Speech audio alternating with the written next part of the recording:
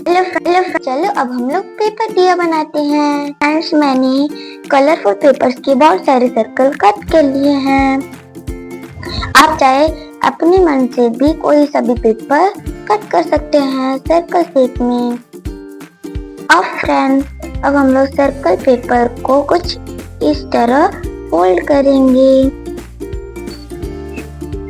अब हम लोग इसको पेस्ट कर लेंगे और ऐसे ही हम लोग को सारे सर्कल के साथ करना है।